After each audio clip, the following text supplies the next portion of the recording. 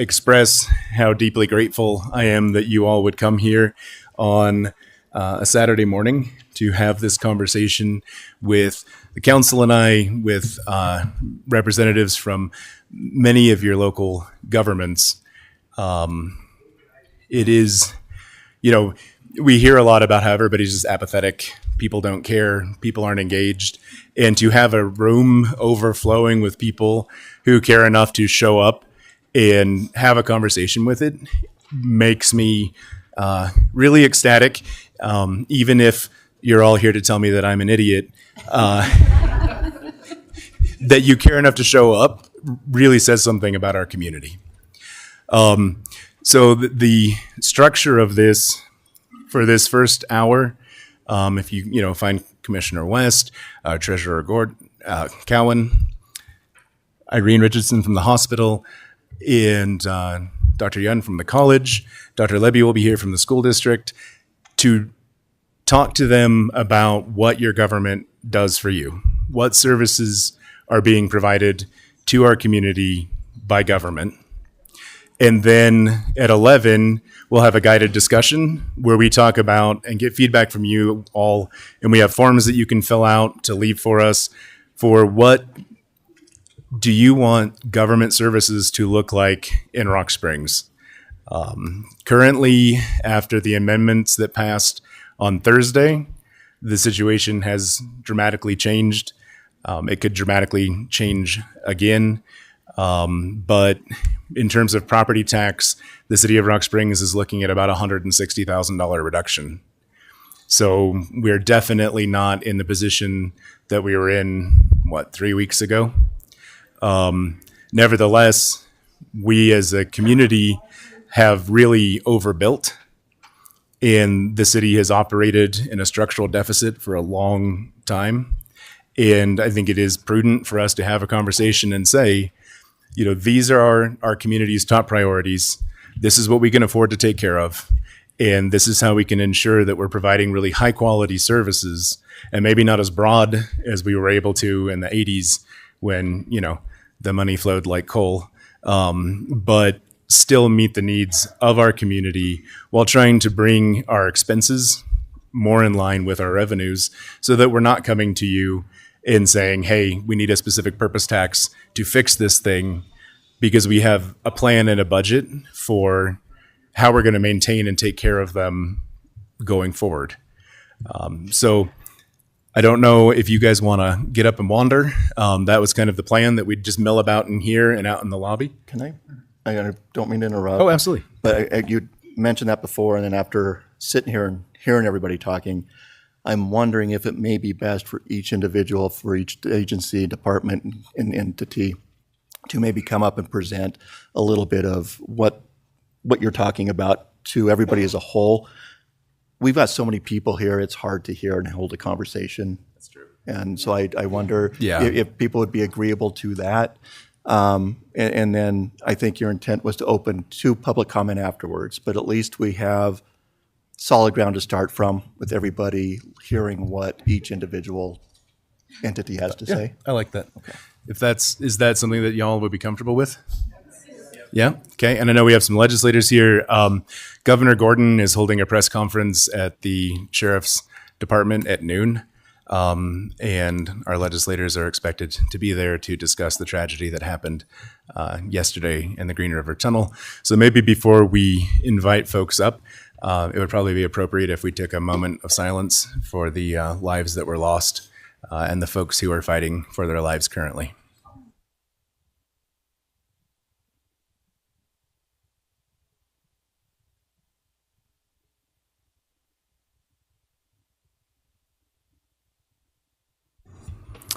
Okay, thank you all. And again, not a formal meeting, so we won't go through roll call or the pledge or any of those things. This is just a conversation. So who amongst our community government representatives would like to start? I don't know if any of my department heads would like to share. Certainly, I'd be happy to. It is, yes, sir. Could you give us just a brief summary of what's going on? Just in 8 sentences, tell us. Give us, a baseline? Yes. So we had in the most recent election a slew of folks who were elected and who ran on the promise that they would cut taxes and reduce government. And they are doing that work very earnestly. It is not reasonable for anyone to be angry with them because they believe that they are in Cheyenne representing their constituents. From my perspective, they are representing their voter base, right? And your voter base is how you get elected. But once you are elected, your job is, in the legislative case, everyone in your district.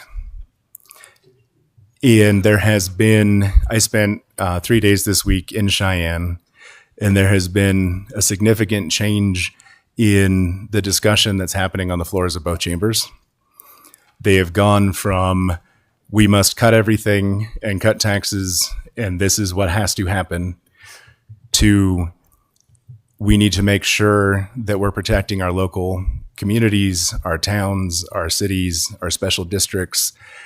And from my perspective, the changes that they were trying to affect were very radical.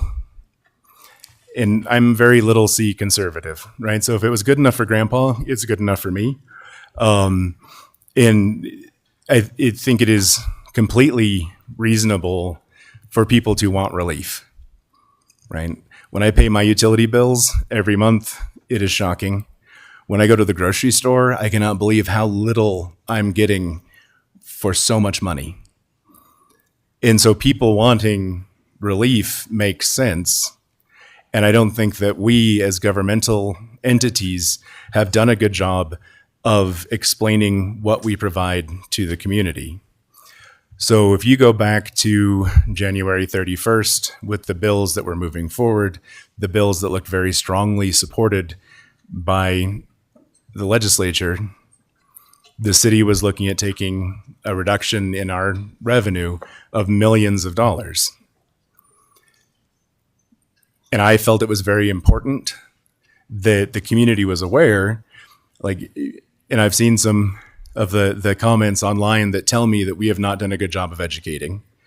Hopefully everybody noticed our office furniture in the lobby. I'm pretty sure I was in high school when the city bought it. We don't have, when you look at things federally, the city is not funding research programs, right? We're not buying armored Teslas. We are trying to figure out how to provide services to the 23,000 people that live in this city in the most effective and respectful way that we can. And we as a community have been incredibly, ridiculously blessed with resources. And we have used those resources to build and build and build. And we have not had a plan for how are we going to take care of. So I know that there are many people who feel deeply passionate about the Civic Center. We had architects go through and do an assessment, and they said their best estimate, $30 to $35 million needs to be put into it to bring it up to modern standards, and then another 15 to 20 million to deal with the foundation issues. And if we really want that building there, our cheapest path forward is to tear it down and build a new one. When you look at the size of the Family Recreation Center, that building by itself is a larger facility than a community of our size can really utilize. So having you all here today is an opportunity to say, okay, we only have, let's make it easy and say $25. And out of that $25, we have to provide streets, we have to provide police, we provide fire, and then we provide those amenities. And we have to figure out, are we going to keep kicking the can, right? The sewer lines at the Civic Center are duct taped together. The city council and I and the press and members of the public, if they want to, can come tour the Civic Center next Tuesday before our council meeting and really see what's going on, because if you just go in and play basketball, you're not going to see those structural problems. So are we going to keep just kicking that can down the road and hoping that at some point we get some magical windfall that lets us catch up, when every day we all wake up and our dollar is worth less and things cost more than they did the day before? Or are we going to make some really difficult decisions about these are our priorities? And as far as the legislature, the bills that were alive and well that removed sales tax on electrical utilities that would have cost the city $750,000 in revenue died. Right. So as of today, barring any changes, which the one thing that we can count on with the legislature is there will be changes. We're sitting at about $200,000 in reduced revenue. Now, we can absolutely just kick that can, but I think it is grossly unfair for the council and I to burden some future council and mayor with having to have this conversation with the community, instead of just saying, listen, folks, if you want a 27-hole golf course to break even, you need 45,000 people in your community. And if you want, your roads plowed for every skiff of snow, we can do that. But we're spending $3.8 million to do that. And there's a lot of days when those poor plow drivers are out there at 4 a.m. plowing, and at 10, the snow is all melted. So we could all leave 15 minutes earlier for work and cut that budget in half and save $2 million. And then that money can be used for the original city hall that needs at least $2 million of structural work done to it to preserve it. And so, our intent is not to come to the public and say, give us more of your money.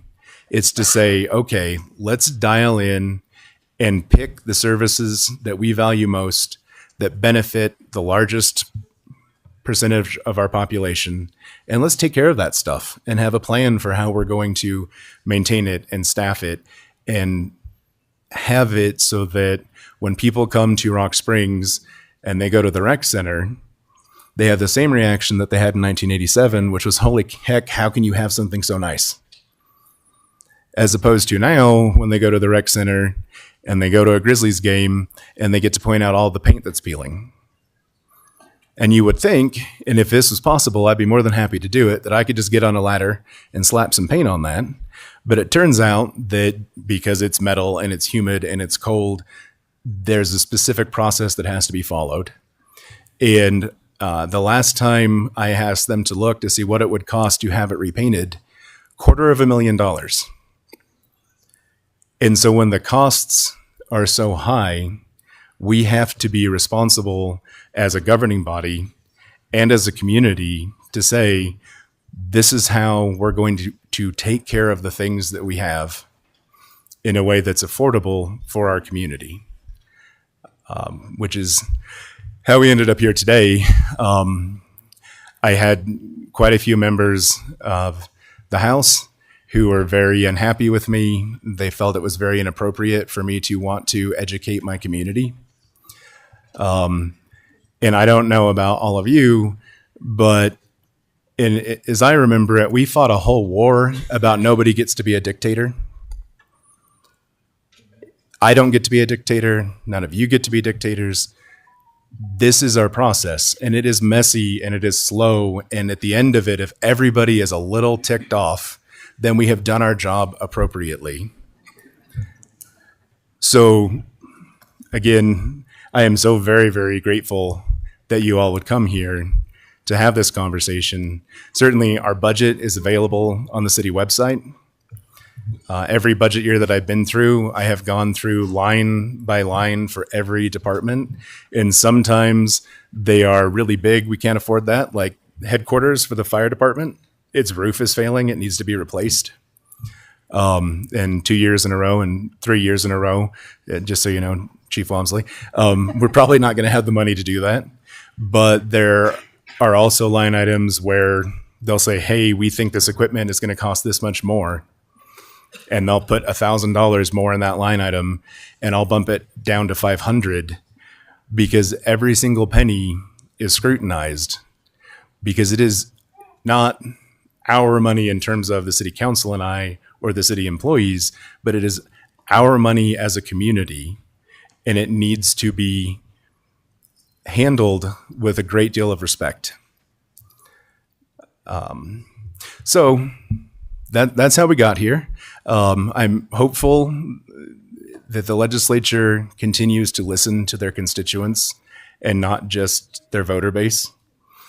I think that, as I said in my statement that we broadcast 2 weeks ago, it's still America, and the most powerful voice in politics is y'all's. And when I was down in Cheyenne the first time, trying to talk to the legislators and saying, hey, my community is telling me this, the response I got from many of them was, nope, we're listening to our constituents, not interested in your opinion. And so I went to their constituents to say, are you aware that we cannot have everything the same and less money? We do not have the fat, I guess, is the best way to put it, in our budget in order to do that. And when the legislative folks would ask me, well, what about this fat? The only things I could point to is, well, we could plow less. We could stop spending $1 million a year to keep the Civic Center open. And when one of our fire engines was spending 3/4 of every month in the shop, and so we had reduced fire coverage. And at a certain point, when your fire coverage drops below a threshold, everybody's homeowner insurance goes up, right? So this is not even just it's not my problem. It is our problem. We could have chosen not to replace that fire engine. And I will tell you, we did not go out and buy a brand new fire truck because those cost about $1.4 million. Our chief found a demo model that counts as used, and we were able to pick it up for like $750,000. So we are constantly trying to find ways, one, to right size what we are charging for things. So I don't know how many of you have golfed. I remember when I golfed, but we sell these season passes, and there are people who at the end of the season are literally paying 20 cents for a round of golf in a golf cart. And once upon a time, we had that money and that was fine, but that is not who we are as a community anymore. The state has restructured how it does funding. And so while I think it is wonderful that the people have reached out to their legislative representation to say, hey, slow down a little, it also is completely on us to look at what we're doing as a community and say, you know what, we need to make some changes. Because they're not wrong that we have all gotten very used to the government picking up the tab a lot.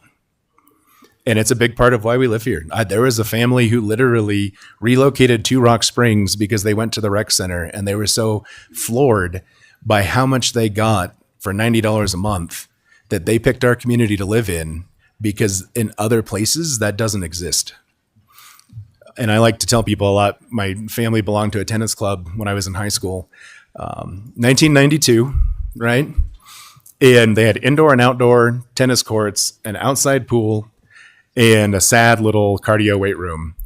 And for my family in 1992, it was $250 a month. And if you go down to Salt Lake, even things like, you belong to a CrossFit gym here, it's going to be $200 a month. Well, you go to Salt Lake, it's $300 a month, even for private services. Like, we are immeasurably fortunate and blessed in this community.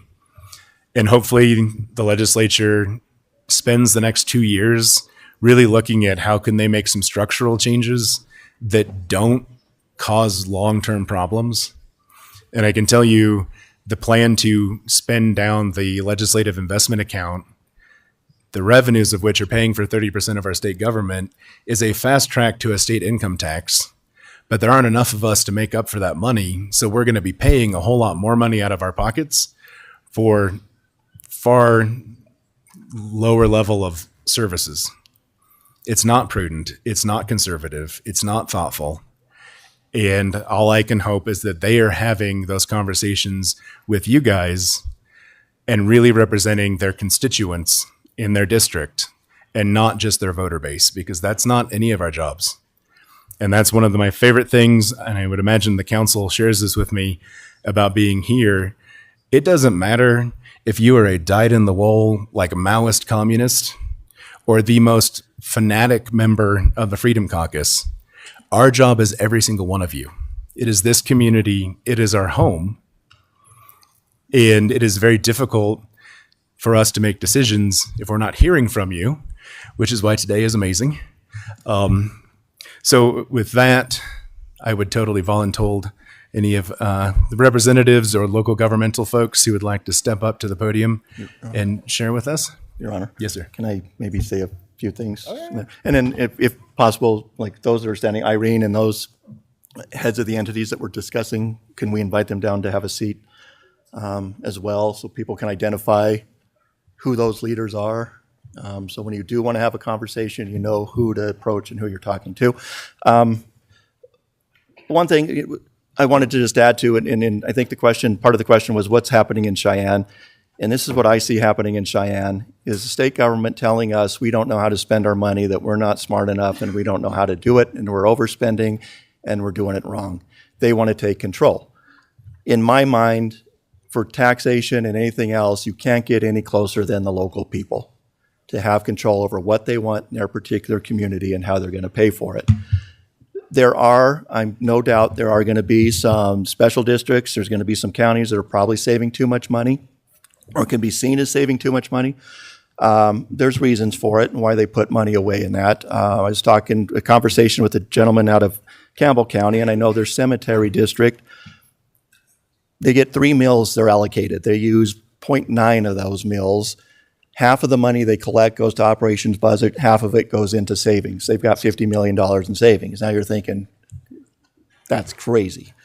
And I kind of agree, but that's local control. You have the power to talk to the board, get the board members elected that are going to make the right decisions for your community. Right now, the state is wanting to take control of that, and it's going to be detrimental to everybody. They're doing a one-size-fits-all. There may be some examples there that communities are overtaxing what they say, but I can tell you, the time I've been on council, we do our best every year to go through the budget. And like Max has said, we do go through line by line. And if there's, like he said, $1,000, we question it. And if we have to, we reduce it. Some things to understand and what we're looking at as far as some real world examples of our budget and where we sit. We try to put away a little bit of savings each year for a fire truck. We try to put a little bit of savings each year for storm sewer. We do have issues at times with flooding and that. Those need to be maintained. They need to be improved. They cost a lot of money, so we do have to put some money aside for that each year. When times are tough, we end up having to pull from those funds and put them into the general budget, which just sets us backwards. Police department, we have a position, we have to replace squad cars every so often, and that's costly. Mowing equipment, it's ridiculous what that stuff costs anymore, but that has to be replaced. We've gone through, on personnel basis, we have cut positions, mainly seasonal or part-time staff in that. We've gone to temporary staffing to try and help mitigate some of those costs. And I think our staffing is still down from 10 years ago. So we're doing the best we can, and we can't afford any cuts to our budget. It's going to be tough. Each year, as I said, we sit with each department head, we go through their requests, and we do scrutinize those. Each year, we have public workshops. Each year that I've been on council, I've never seen really anybody from the public come to question, ask, or want to review the budget. And so it's our duty as a public to know what's going on, to look at what's going on, and understand what's going on from a budget standpoint. So I do ask, and I'm so grateful that everybody's here today, continue the effort, continue being involved, and continue trying to inform yourself on what's going on. Last thing I want to say, and I've got so much to say, I'm just kind of all over the place, I apologize. But one other thing is I want to thank the first responders for yesterday. They were going into a situation, they didn't know what they were going into. From my understanding, cement started falling, crumbling down, they had to be pulled back. So you had first responders out there whose job is to go and help and rescue people who couldn't. They had to sit and wait and wonder who's there, who's being hurt, how could they help them, and they could do nothing. So keep those people in mind as well. They are very important to our community.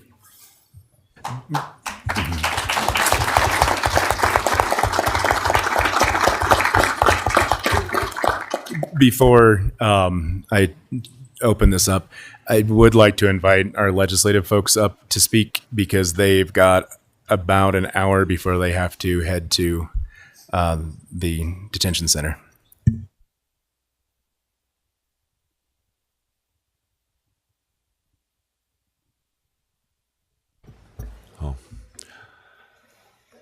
Well, good morning, council, everybody who showed up.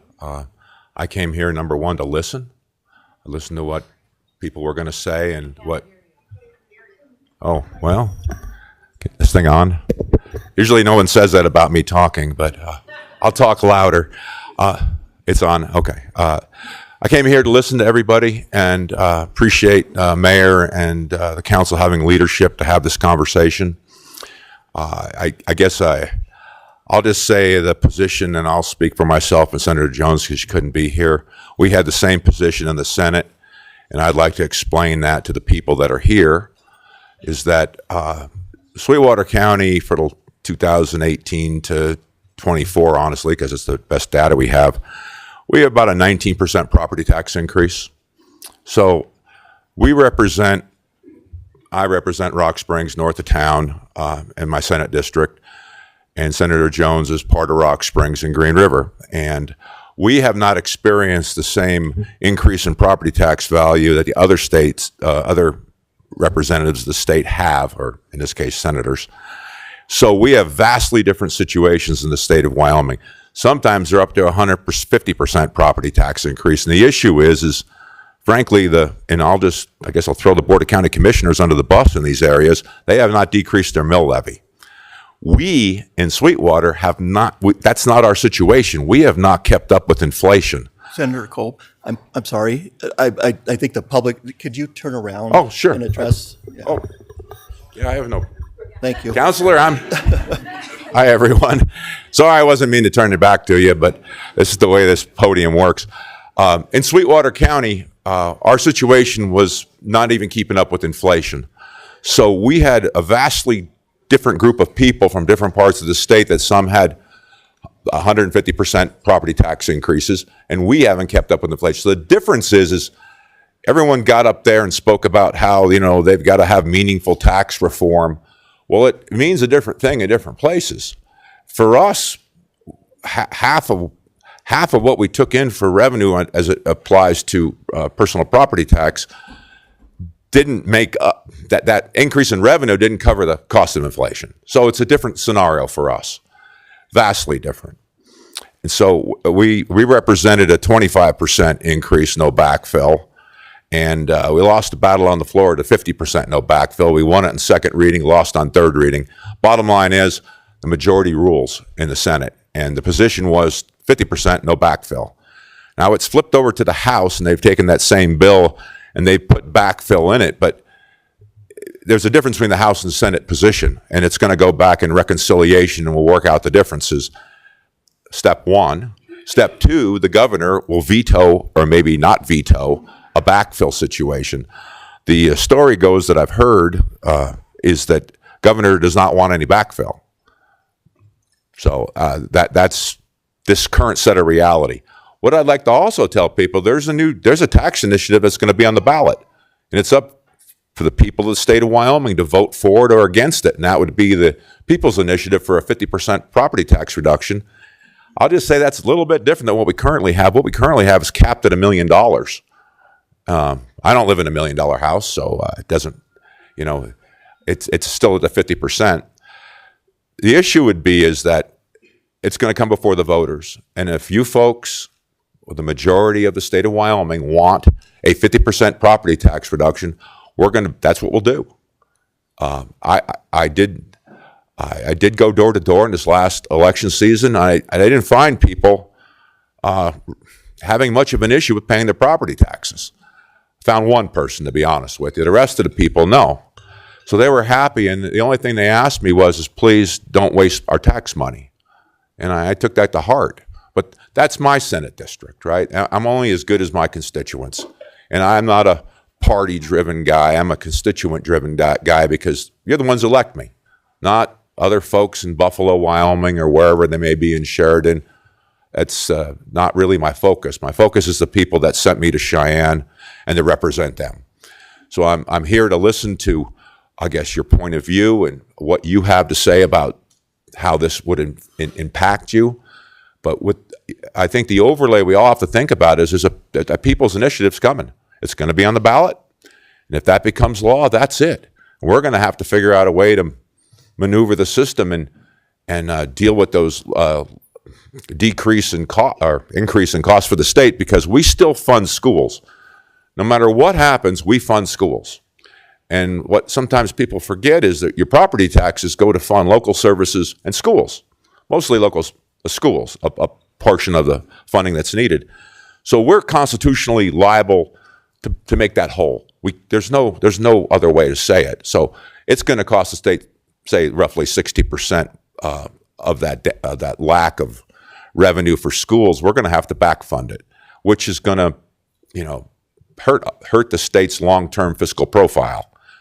Which Mayor Mickelson mentioned 30% of our revenue this year came from our investment revenue.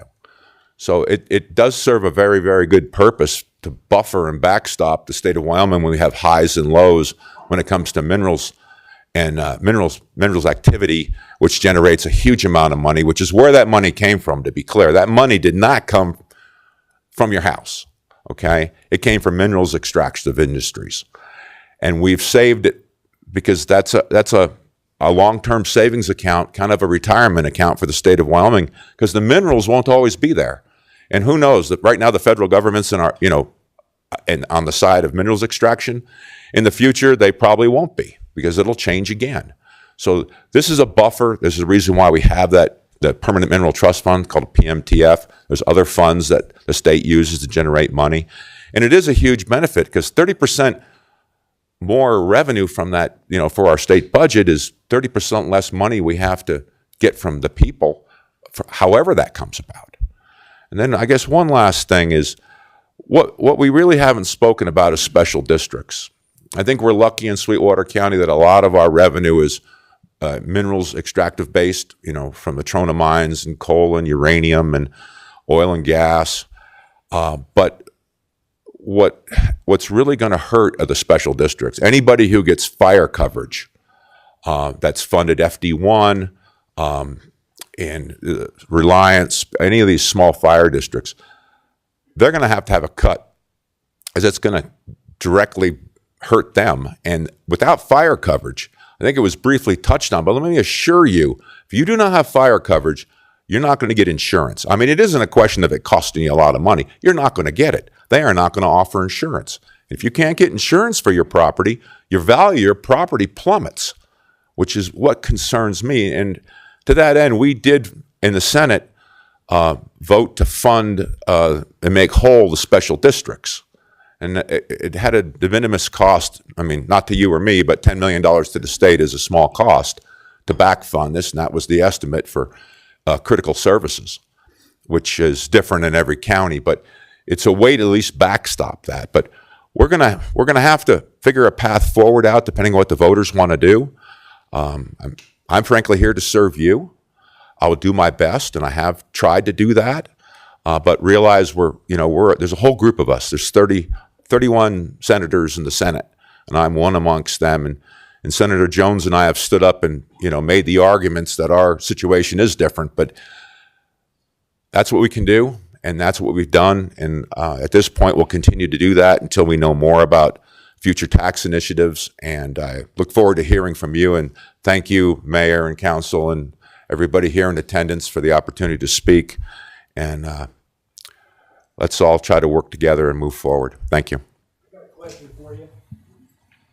On that House bill, what's the term limit on that? Isn't it just 2 years tax break Oh. at 50%? Yes, sir. That's what there's a sunset for 2 years. That's true. Okay. That's why the People's Initiative is different, because there is no sunset on that. So it's a different. So you It's guys are crying wolf for 2 years of tax breaks for senior citizens who have paid taxes in this city for 25 years or more. Sir, That's what aggravates me about the whole and situation. I appreciate that it's stressful, but just like all of us, these folks have taken time to come down here. So if we can just be a little kinder in how we interact with each other, since we are all neighbors, I'd appreciate it. Well, I know, but just the idea, it's just a 2-year tax break for seniors. I mean, and then talk about on the deal, there was a 19.5% inflation. Well, look, most senior citizens in this community, I guarantee you, their social securities have not gone up 19.5% to offset that. so We're not going to do public comment Yeah. though right now. We're just Mayor, going to let our Council. legislative folks. That's another question. But we're not going to do public comment right now, sir.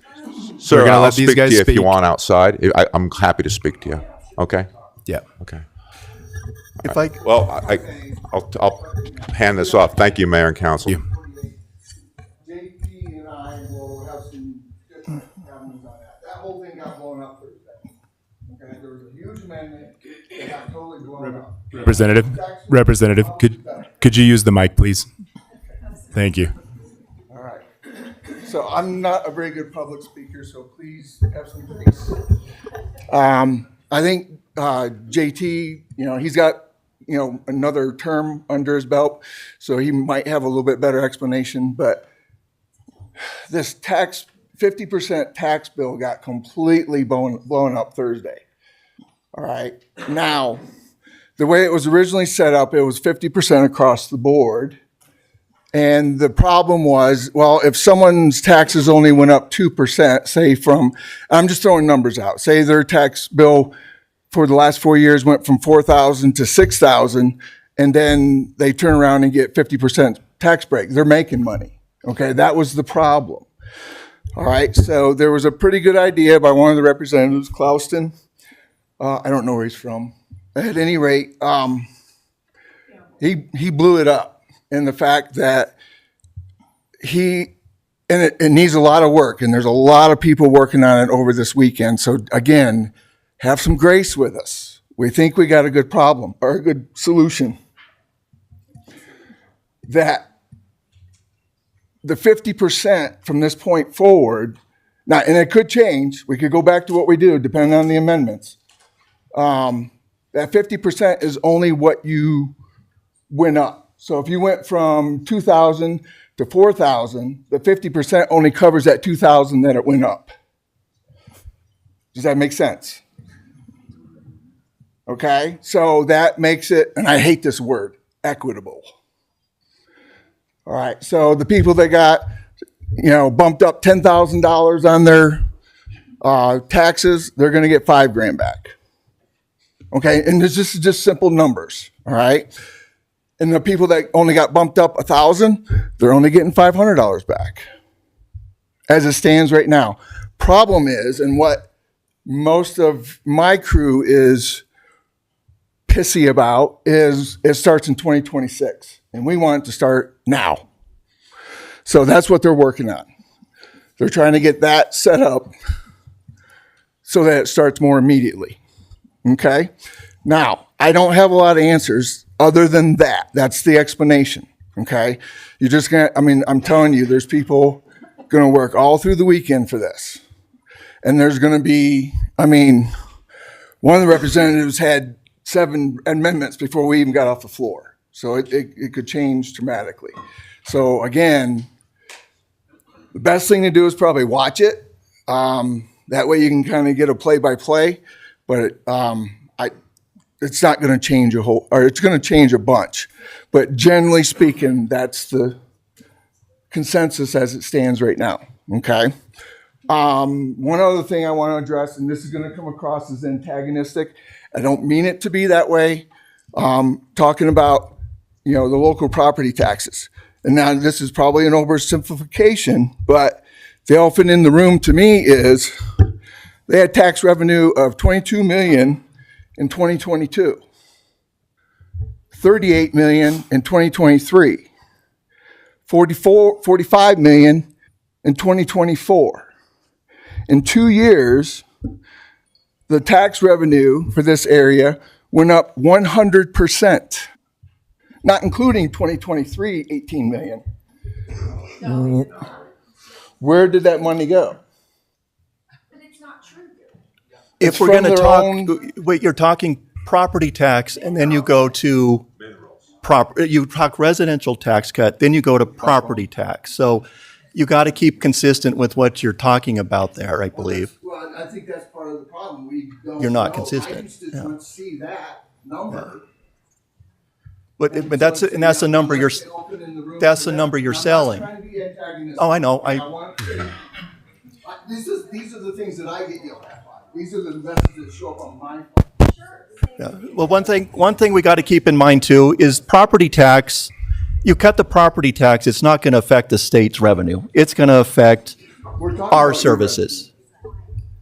But I think when people look at it, they say we've got 25 billion, 30 billion, whatever in reserves. The state has too much. We need to cut property taxes. Keep in mind that that's not going to affect the state revenue. It's going to affect your services locally. Pardon? Hi, everyone.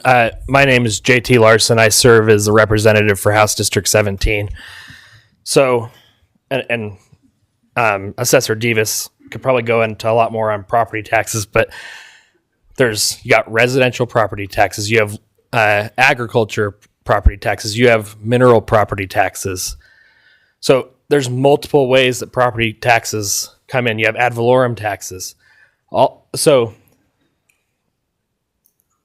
we are getting, the city gets money that's like a certain percentage of all property taxes. Schools get 70%, then the last 30% is broken up into your city, your county, and all those services that we come to enjoy. And so you have, it's a lot more than just residential property taxes. Residential property taxes have gone up 19% from 2019 till now. Yes, we may have received more revenues from other types of property tax, whether that's minerals or ag land. So that's why you're seeing increases as well as in budgets, because minerals taxes also factor into that. So just want to clear that up, that not all property taxes come from residents. Now, in some counties, they don't have the luxury of having the minerals or extractive industry in their county. Washakie County, up in the center part of the state, they rely nearly 100% on residential property taxes. So if we do a 50% across the board cut for that county, it cuts their budget in half. It does, because they solely rely on residential property taxes. Whereas our county, we don't solely rely on residential. It comes from other places in the tax structure. So the House, yes, Representative McCann was right. From 2019 to 2024, across the state, we've seen varying increases in residential property taxes. So there was an amendment that was passed to give a 50% reduction on the increase that you saw from those years, because a lot of it was Bidenomics inflation. It was over and above inflation that we normally see, our 2%, 3% annual increase. So we care about that, and we want to address the core problem of the increases that we've seen over the last 6 years. So that's what that amendment aimed to do. There's also an amendment that's stuck in that budget. I think I'm stepping on the cord, but that does a backfill for $100 million across the state. That doesn't quite get us to 100% backfill for our local governments, but it gets us close. And there's going to be more discussions as we come up into next week, but I just wanted to clear up some of the concerns on that. So that's what I have. Thanks. Thank you, Representative.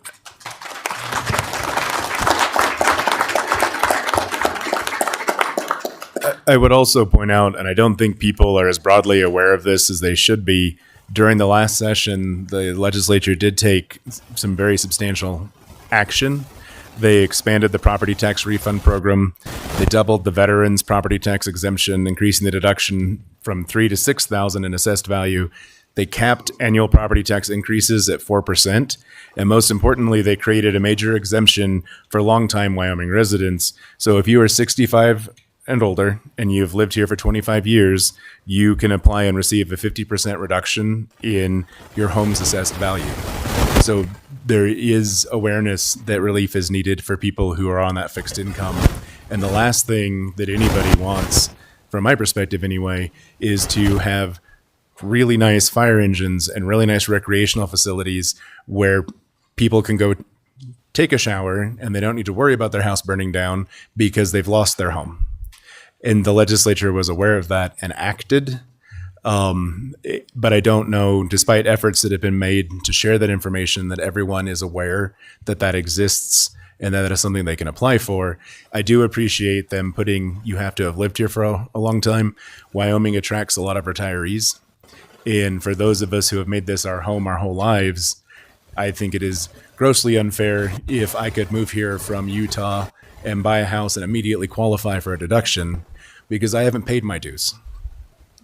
And we have a lot of people who are new to the state that have not paid their dues, but are benefiting from the sacrifices that all of us have made. And that's fine if they stay and help build our communities. But it is problematic if they just want the benefit and not to contribute. Is Senator Pearson here?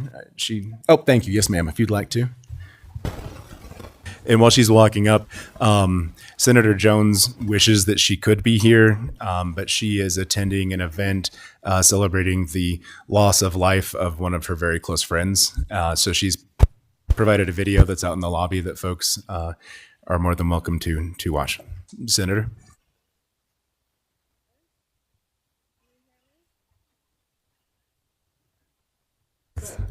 Now can you hear me? No? Senator, Yes. use this mic since that one's not working. Please. Thank you. Now can you hear? No. Dang it. Hello? Are you there? Now can you hear me? Woohoo! Okay, my name is Laura Pearson.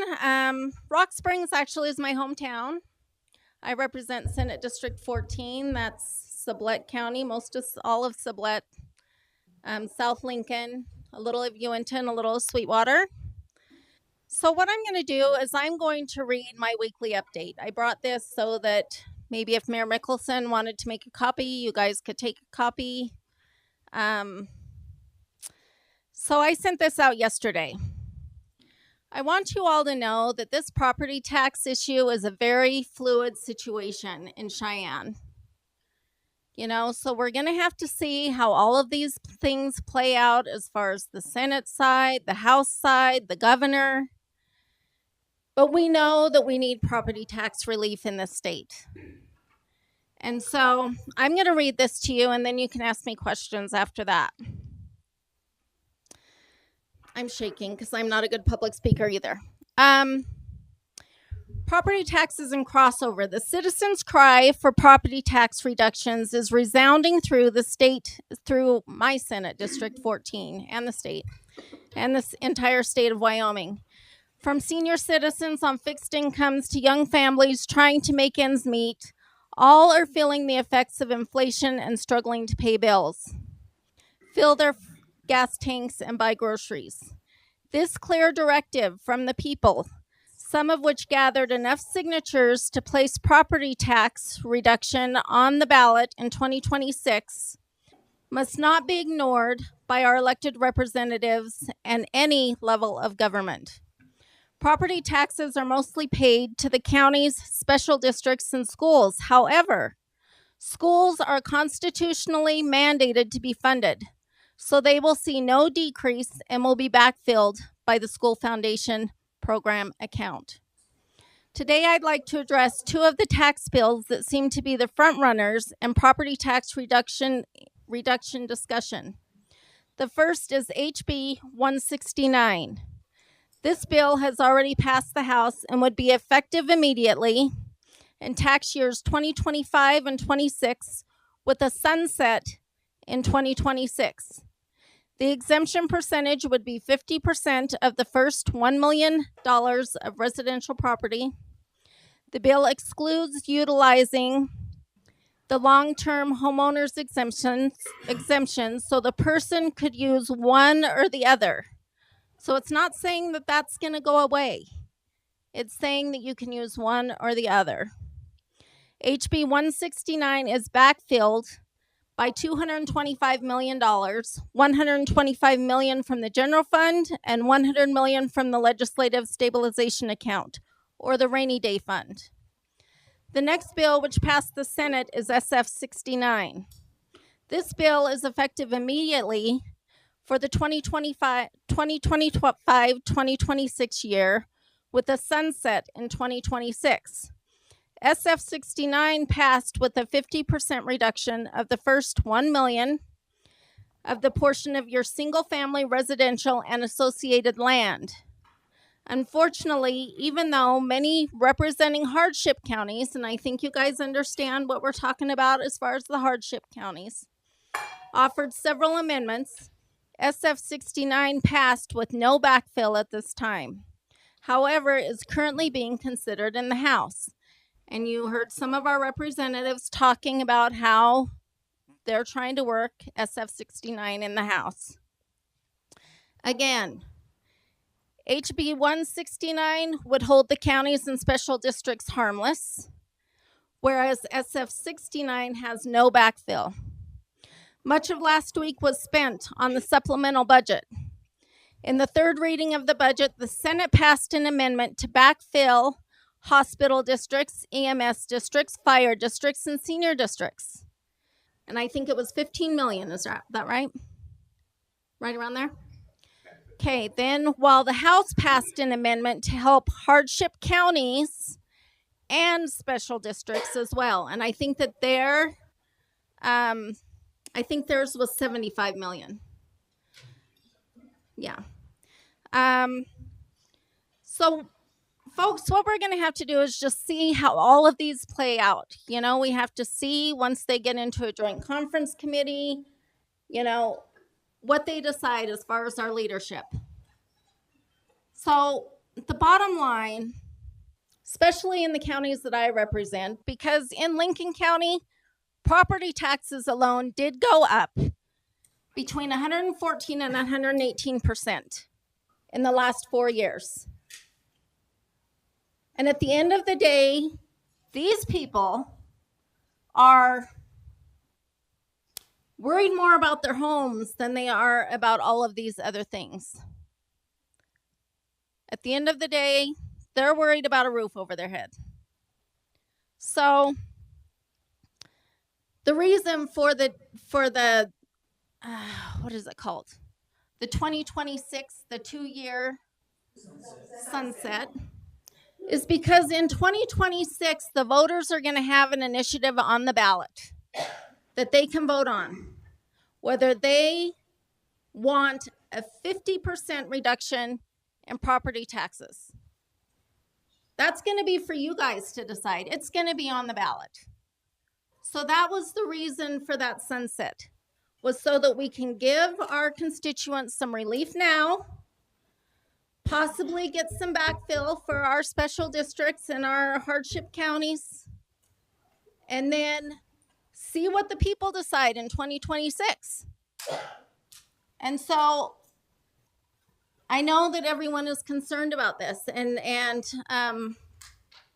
I can assure you that your representatives on the House side, I voted for SF 69 with no backfill, but I also voted through this whole process for a to reduce that to 25% property tax relief. I also voted to fund the special districts. I also, but at the end of the day, most of the citizens that I represent want property tax relief. So yes, I voted for the 50% reduction with no backfill because that was what was on the table. Your House side is working very diligently to make sure that our towns and counties have some backfill. But the problem is that likely our governor is not going to pass a property tax bill that has backfill in it. So this is the problem, and these are the struggles that we're facing down there. But I want you to know that the House of Representatives is trying to help the cities, the counties, to make sure that that there's some backfill in there. And the Senate did too on the supplemental budget to help the special districts. So I just feel like we need to really see how all of this plays out. And granted, I'm a freshman, I'm learning a lot, but there's a lot of games being played down there. And it disgusts me. And I'm being honest with you all. And when I was elected, I told the people that I was going to be honest with you. So, does anyone have any questions for me? Hardship counties are counties just like, who was talking about the hardship counties? Like JT was talking about. Yeah, agriculture counties that rely solely on property tax. They don't, yeah. Niobrara County, there's 8 counties in the state that if this property tax reduction goes through, they aren't going to be able to function. They have no other money coming in from anywhere else. If they go through, if these bills go through. Yeah, so that's why we put in the supplemental budget, some help for those counties and also for our special districts, whether it be fire, hospital, EMS. So we just have to, yeah. Well, I sympathize with some of these other counties, but we're talking about Sweetwater counties and the people who live here. Right. Waukesha County, why don't they do something about the casino revenues? They got a lot of money coming in off the casino revenues that we go up there and spend.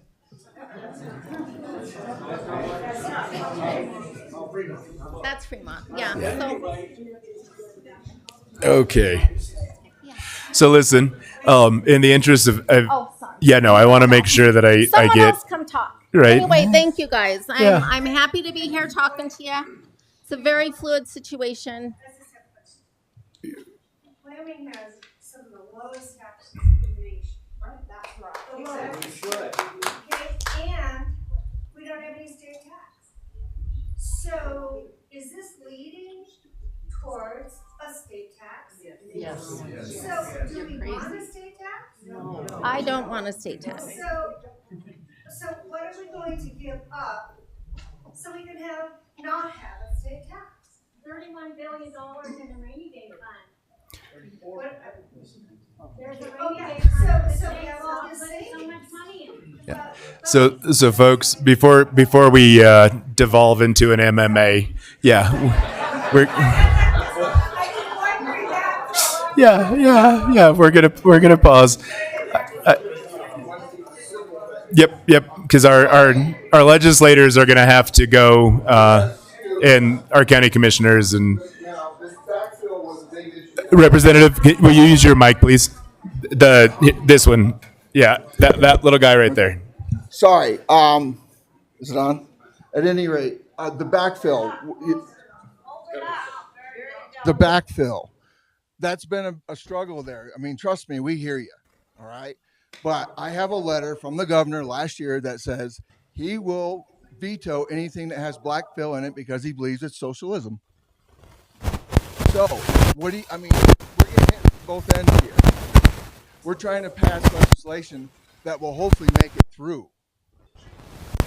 All right, so we understand your frustration. Trust me, I assure you I'm a little bit more frustrated than you are because you're getting hit both ends.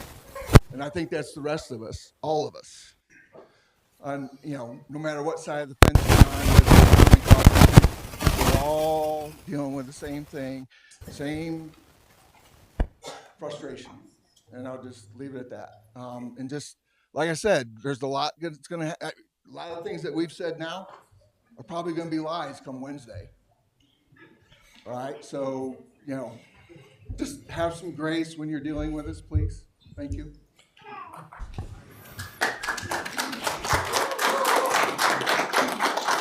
All right, and I will say, the state of Wyoming has benefited greatly over the last many decades from revenues from coal severance tax and extractive industry severance tax. That is the reason why we have 30 billion in savings, which provides 30% of the state's revenue. If we get rid of that $30 billion, then the 30% of the state's revenue goes away. And then we as a state have to cut essential services. I would much rather rely on interest income that we don't have to rely on the taxpayers for ever again. This was provided by the mineral industries. And the rainy day fund only has, after this session, we might have less than $1 billion in the rainy day fund.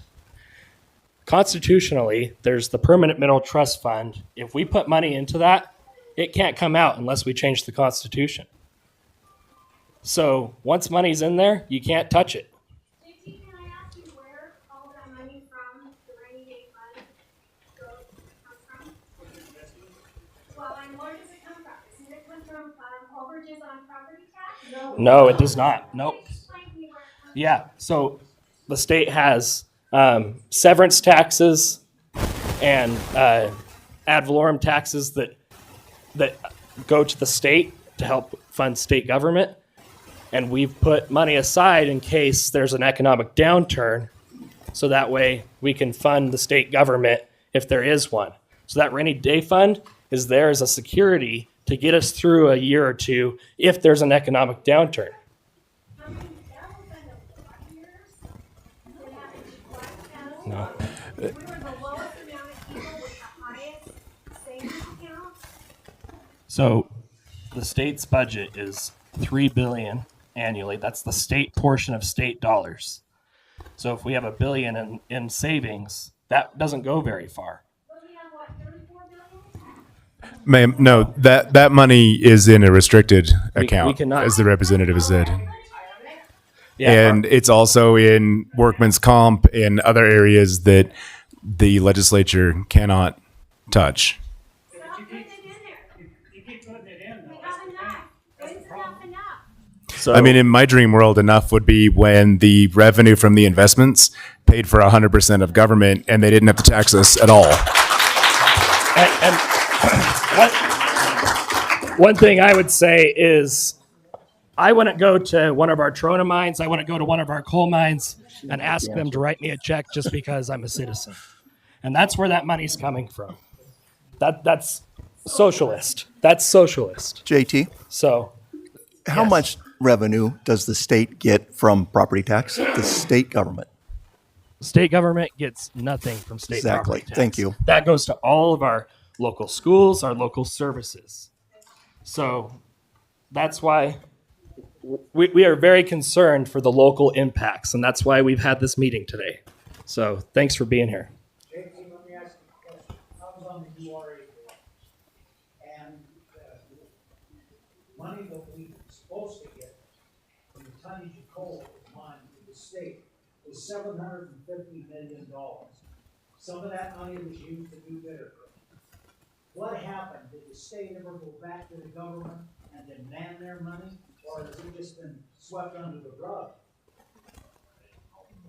Yeah. So we have AML funds, right? And so that's abandoned mine land funds. There's there's certain requirements communities have to meet to apply for those funds, and it's been determined by AML that our Bitter Creek does not qualify for AML funds. So that's why this session I've worked to try to get state dollars injected into the Bitter Creek to try to solve that problem for hundreds of downtown residents that have to pay about the same amount in insurance as they do on their principal on their mortgage. So, and I don't know if you have more information on it or in history, but if you want to talk about it, any of the councilmen. The history is that AML firmly believes that the Bitter Creek being rerouted so they could mine coal is not related to coal mining. Yeah, federally, the top priority for those funds is water reclamation and water projects. So from the city's perspective, AML should have been falling over themselves to come here and do the flood mitigation because it is a water project that was caused by coal mining. Their take is the city council at the time voted to redirect Bitter Creek, which is fine, except if you look at who was sitting on city council and you look at who was the UP mining executives, you'll find the names are basically the same. And historically, if the UP came, well, not even historically, if they came here tomorrow and said we're doing this, the state and the city have very little ability to say anything other than thank you. We appreciate you demolishing that section of town to put in a new rail line. Right? They have so many federal protections that they're basically their own little kingdom, and they ship huge amounts of materials and are responsible in no small part for the quality of our life. So it is what it is.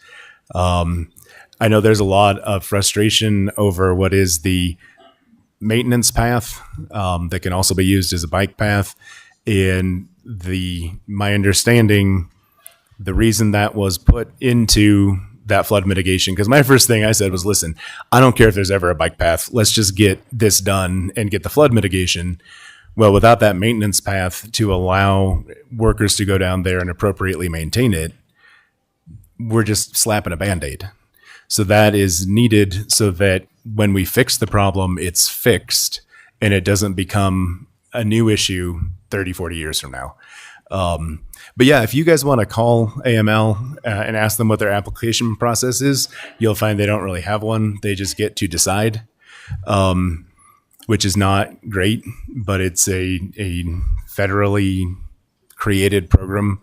And I know there have been efforts in the legislature to pass a statute that would require them to have a public process where they have to justify and explain. But basically, at this point, they have determined that the Bitter Creek is not their problem. And so it has become our problem. And the last time I was aware, we only need about $90 to $100 million to finish mitigating the Bitter Creek and remove ourselves from the floodplain. Why did they give us money the first time? We got $4 million. They said when we fund a project,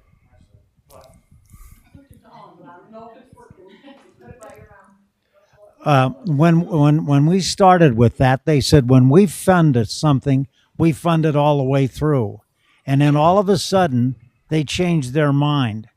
The University of Wyoming got $30 million from abandoned mines, and I don't believe they mined a ton of coal in Laramie.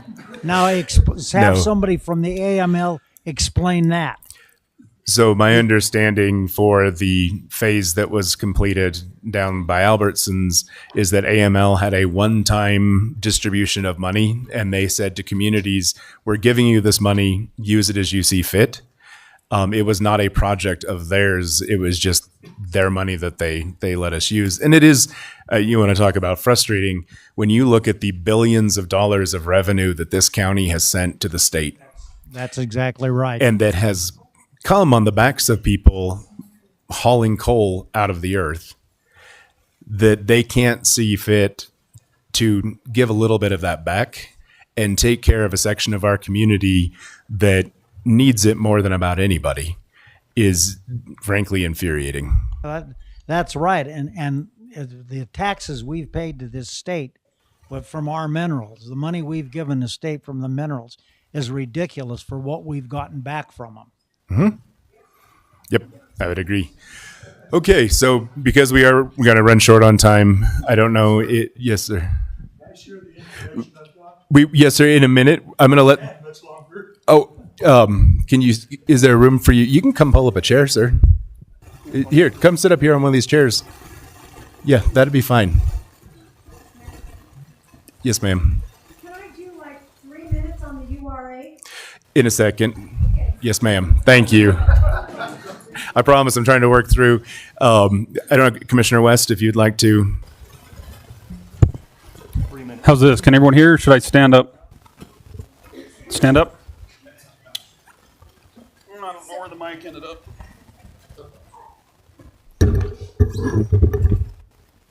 How about now?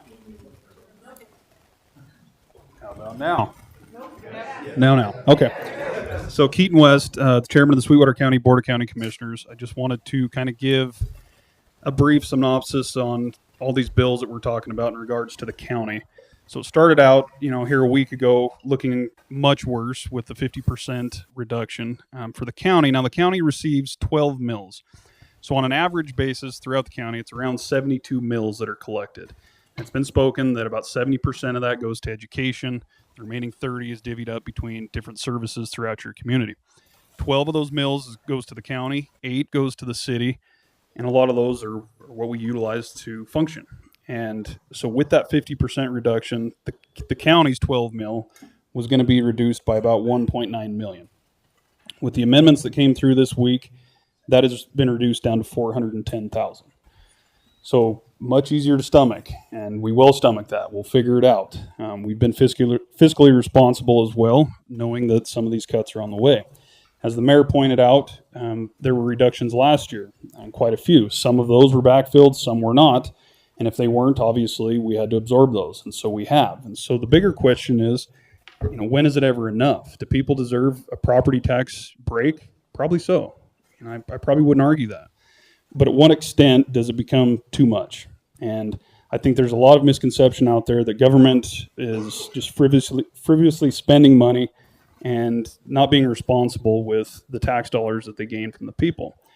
Speaking on behalf of the county, just over the last decade, they've reduced staff by 77 positions, all of which were done without a layoff.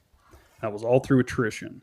They've restructured departments. They've eliminated departments. They've combined services with certain entities like our fire department.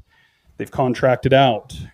They've absorbed an EMS funding of $1.8 million a year that comes strictly from Sweetwater County.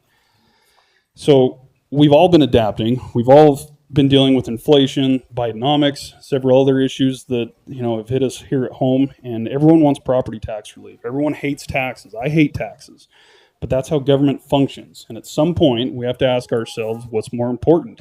Are we looking at a state income tax? If we keep cutting, what does that mean? What does that mean in 2 years? Yes, it sunsets, but then what? If people can't afford it now, what happens when we're looking at 50% more than what they've been used to?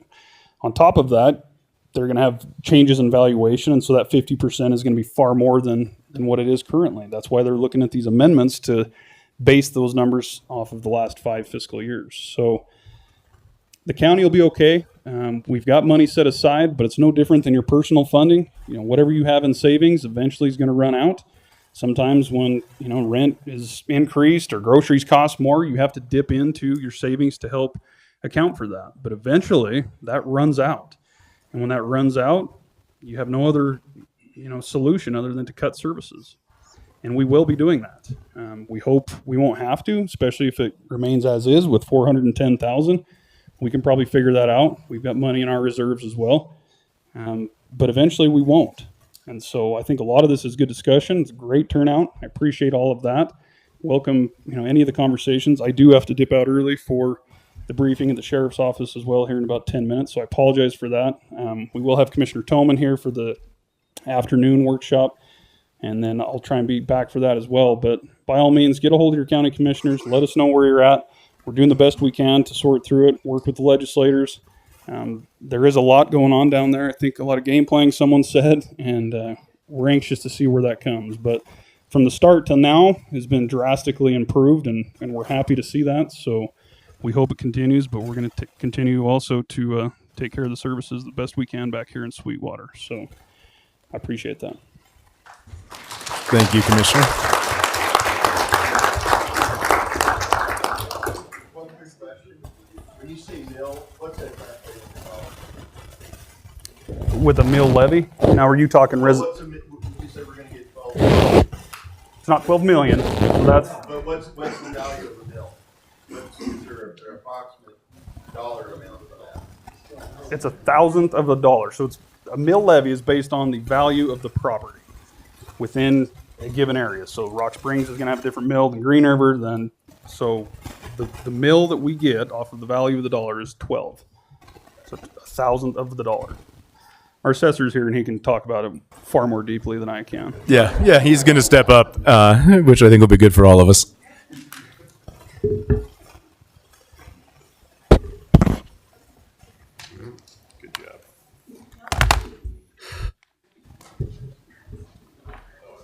Okay, we're all good with the mic. Okay, I'm Dave Davis. I am the Sweetwater County Assessor. I have a lot of knowledge on this stuff. And a couple things I want to make sure everybody understands before you leave the room.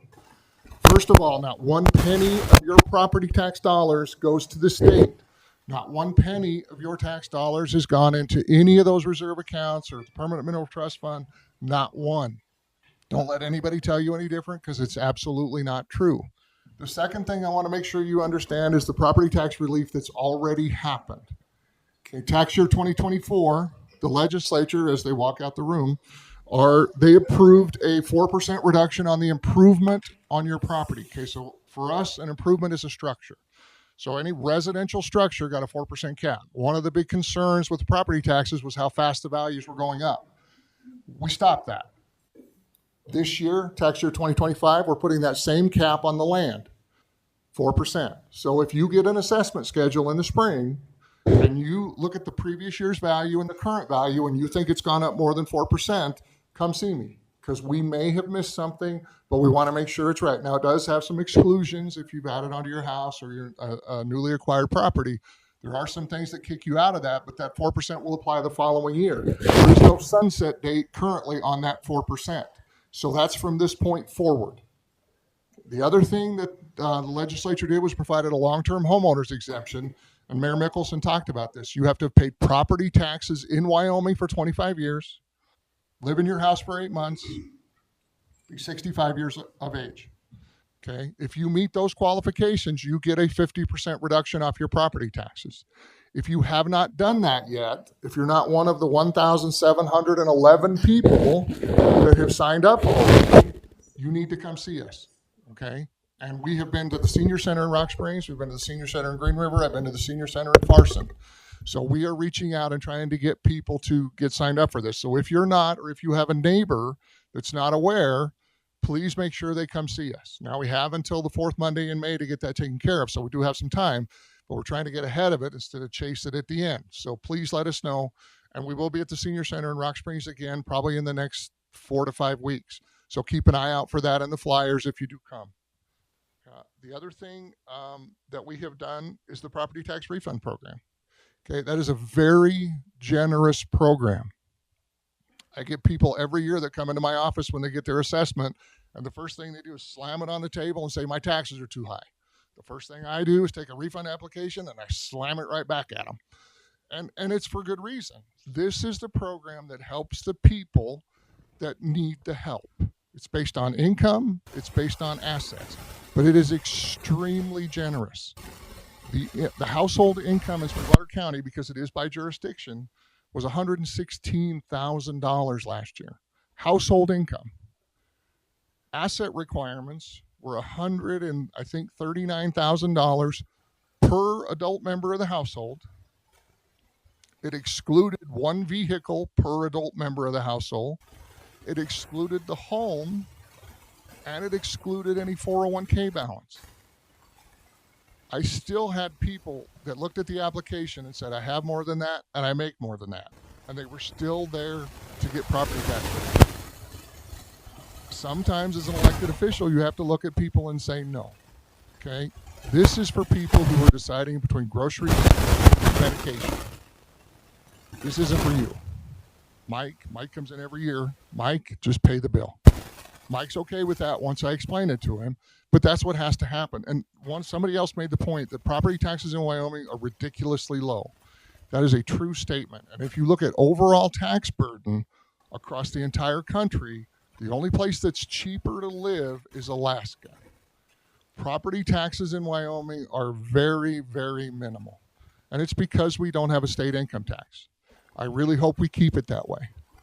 One of the other things, somebody had mentioned the long-term homeowners, and it had a 2-year sunset date on it. That was amended, and that sunset date is now gone. Now it could come back. Everything is in flux with this stuff, but that was the first amendment that came out of the Senate Revenue Committee. Somebody had asked about a mill. When we do property tax calculation, it's replacement cost new less depreciation. We trend for sales to make sure our values are statistically correct. We have standards from the Department of Revenue and the State Board of Equalization. We are following the law. There for a long time, the assessors were the bad guys. We were the ones raising the values, which were raising your property taxes. We were just doing our jobs. And I can tell you our property taxes since 2020 to 2024 for that 5-year period have gone up 4%. Okay, now I don't get the credit. It's just because of the way the tax structure works. The counties that are going up ridiculous amounts, and there are a bunch, Lincoln County, Teton County, Park County, Crook County, and I'll be honest, it's the places where the snow comes straight down. Okay. We don't have that here. So, yeah. And what happens is the people that are coming in are moving in, they're coming from somewhere else, usually the West Coast. They're coming in, they're trying to get away from the floods and the fires and the taxes and the traffic and everything else. And they come to a place like Wyoming, and where they're from, you don't cut the bid under the property by 20%, you pay over by 20%. So all of those properties that are being listed in those pretty places, the values that are being paid for those are over asking price substantially. I had a friend of mine bought a house in Star Valley and sold it 10 years later, and he got $400,000 more than he paid for it. And it was simply because of all the people that were coming in and liking the area and paying cash, no appraisal, no lender. They just write a check. As an assessor, you can kick some of those sales out. But when that becomes your market, that's when we have to start paying attention. And it's, again, statutorily required. We don't want to, but we have to. But it is something where, if you have any questions at all on any of the legislation or anything else, the Assessors Association is really good at watching this stuff. We want to make sure whatever is implemented, or whatever they think they can implement, we can actually implement. Because there are times when they pull stuff out of the air and it's really just not possible. The one somebody was talking about, Senate File 69, okay, and putting in the 50% off based on the increase. They want to do that this year. Statutorily, I have to have assessments out by April, 4th Monday in April. That application process, there's 175,000 applications in the state of Wyoming. If you have to prove it's owner occupied, you have to fill out an application. Don't get frustrated with the legislative process until you get a little more information, because we've got 1,700 applications for the long-term homeowners. We'll probably have 10,000 for primary residences, maybe more than that. Commissioner West talked about the reduction in staff. When I moved into the assessor's office, I had 10 full-time people. I've got 8. And we're the assessor's office, but we're also the application department now, because we're taking applications for everything. And we'll do it, and we can do it. There's no getting around it. But putting that in place for 2025 tax year, Just not possible. It's really just not possible. They'll find a way to work it. They'll probably apply it to every residential property, whether it's owner occupied or not. They'll make it work, and then for 2026, there'll be an application. So that can work. But if you get anything out of what I've told you, the first thing is the state gets none of your money, okay? Not one penny. The other thing you need to understand, if you have any questions about your assessment or your tax bill, I've been doing this for like 35 years. Come see me. I'll sit down with you and I'll go through it top to bottom, everywhere. We help the treasurer's office with the refund applications. We've been doing the long-term homeowner stuff. We've been coming to you so you don't have to come to us. We're doing everything we can to help. But if you have any questions, please come see us. But please understand, you may not like the bill. Nobody wants to pay. But in the grand scheme of things, it is really, really affordable compared to other places. I had a lady not long ago come in and talk to me. Her property tax bill was $800. She had come from Illinois. She thought it was $800 a month. Just keep that in mind, but if you ever have a question, I am there. Call me first, make an appointment, but bring your stuff in. I'll be happy to visit with you about any of this. Now, does anybody have any questions for me on Property Tax 101? Yes, sir.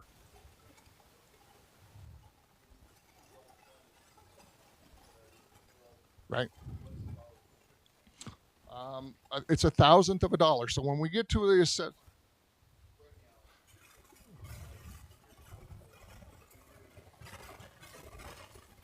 so that $1,000 in assessed value brings in $1 in tax. That's how the math works. Anybody else? Yes, I have a question. Yes, ma'am. I have a copy of the county budget right in front of me, and it says that we collected in general property tax in 2022, 14 million, 2023, 29 million, 2024, 34.5 million. Okay. So where's the 4% increase coming from? This is right off the county website, sweetwaterwi.gov. Okay. That information is, if they had looked at the year before, you would have seen a much bigger number to start with. But those taxes include minerals.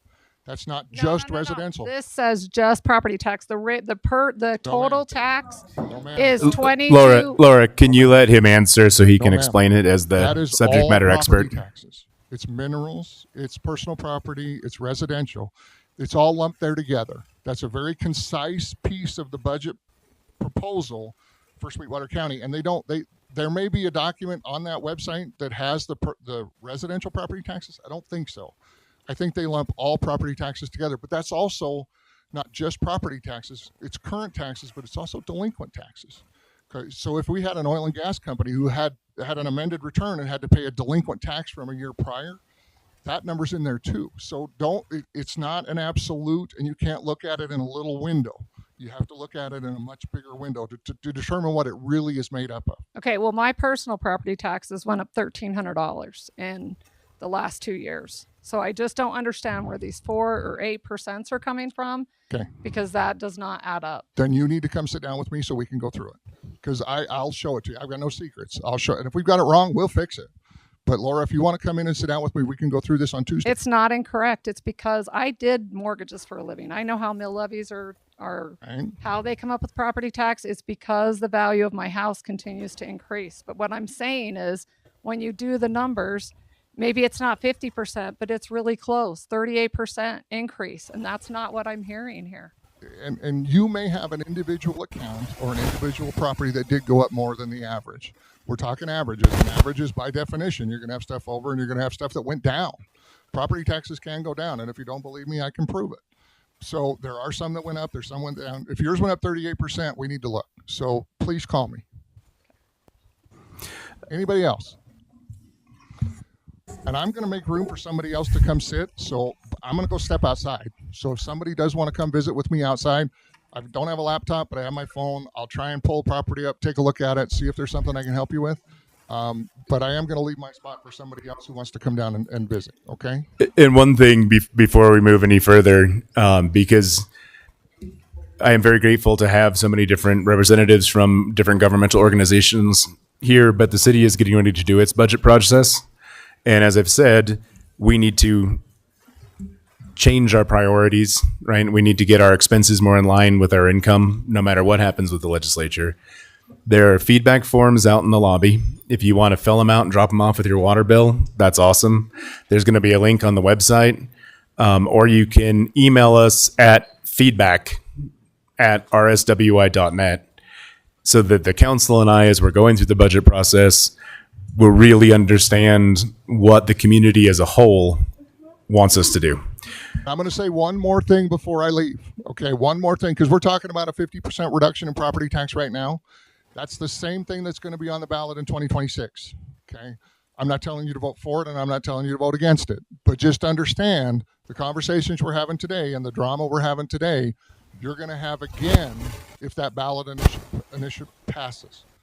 Okay, so just make sure you do consider what the conversation today and the conversation 2 years from now if that initiative does pass. I've had a lot of long-term homeowners come in as they fill out the application, and they're very, very concerned.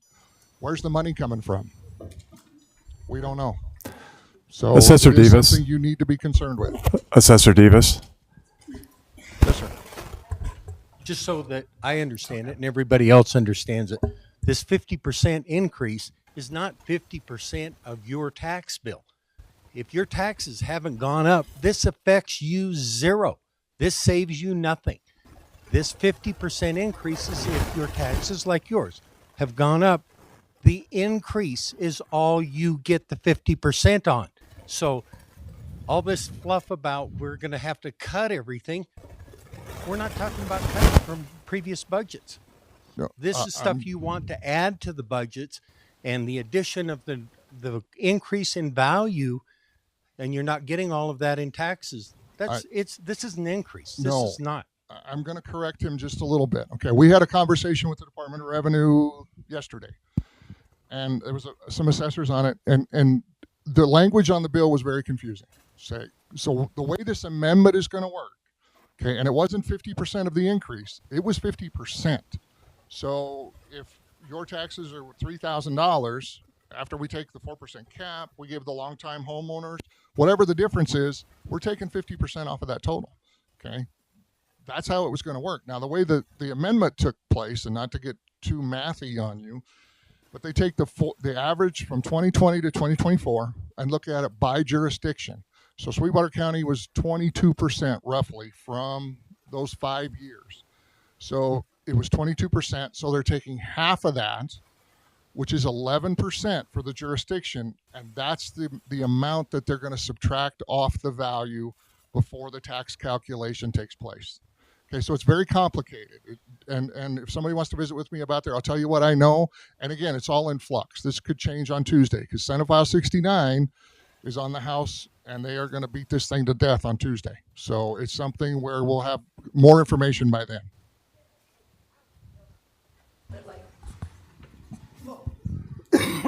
Just for anyone who, like, when you're following the process, is it like, I want to say it's like been 80 amendments. I don't know. I could be wrong, but it's been a lot of amendments. This is, if you're into watching all that stuff, this has been a very interesting show to watch it. So we just don't know where it's going to land.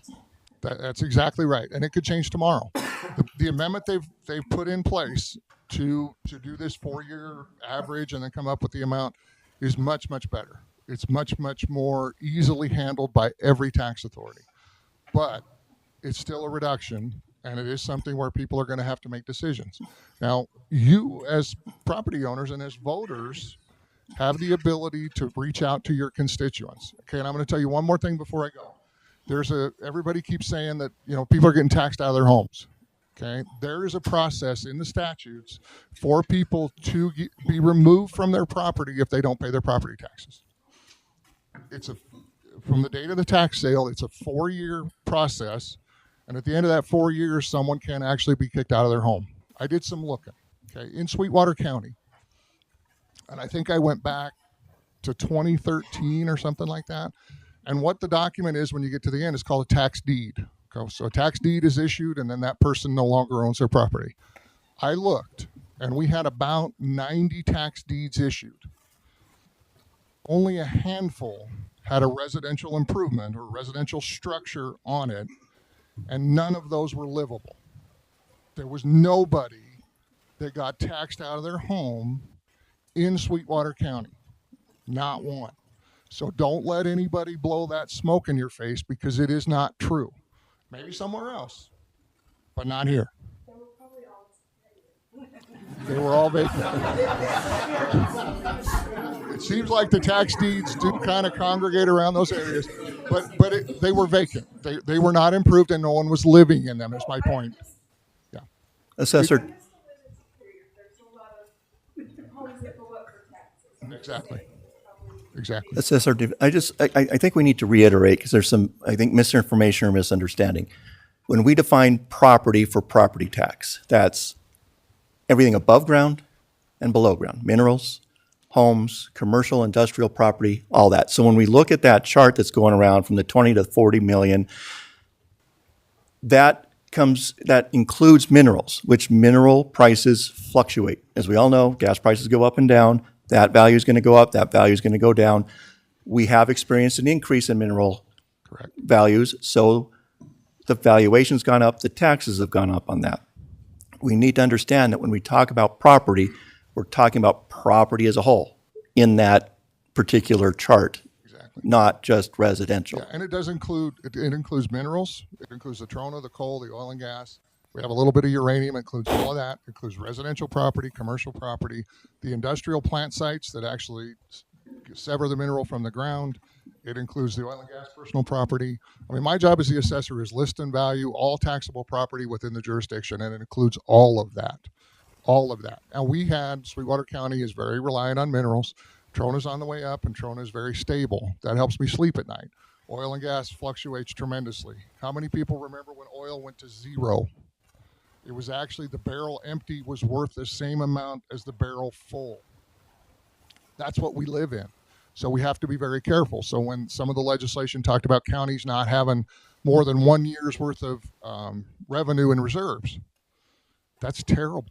We have to be able to ride out these storms when oil goes to $30 or $40 a barrel, or natural gas goes down to $1 an MCF. We have to be able to ride that out, so we don't have to make drastic changes. We'll still have to make changes, but we can ride them out and smooth the curves out a little bit. And that's why counties like us especially have to have reserves. Yes, ma'am. Sure. Yes. Yes, ma'am. Correct. It's a process, but yes, ma'am, that can happen, and it's been happening for years. It's usually investors. They don't want the property. They just want the interest they can earn on the money. But yeah, it does happen. Very rarely, but it does happen. Okay. Anything else for me? I've taken up way more time than I should have. Okay, I'm going to go stand outside, so if anybody wants to come visit with me one-on-one, I'll be happy to stand out there and visit with you. Thank you.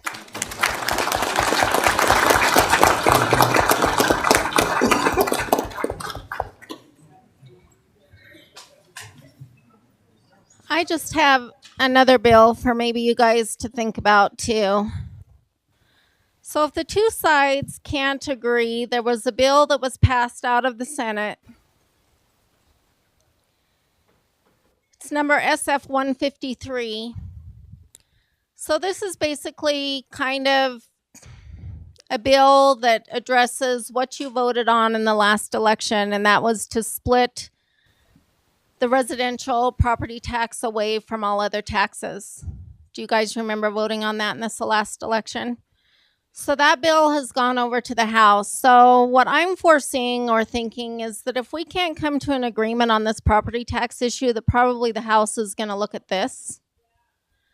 And they are going to reduce the amount of tax from 9.5 to 8.3.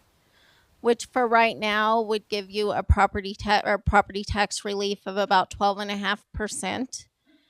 So that's another thing to look at too. Be looking at that bill because that may come up as well. I have to go for the governor's thing on the tunnel, but I also want to make it clear, and I put this in my newsletter too.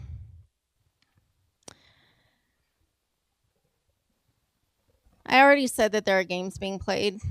And also I want to address that there have been many news articles and posts that are misleading the public. and I think that you guys need to really be looking at that. For example, this is one example. There have been articles printed about how the current Speaker of the House kept more bills in his drawer than any other speaker, without mentioning the extreme filibustering that has been going on. Sometimes in the House, they spend 2 to 4 hours on one bill. Yeah, No, but Senator, there is an extreme amount of filibustering. Senator, I promise we're not here to solve the legislator's problems. I know. I just want to mention these things, that there have been more bills than any other session.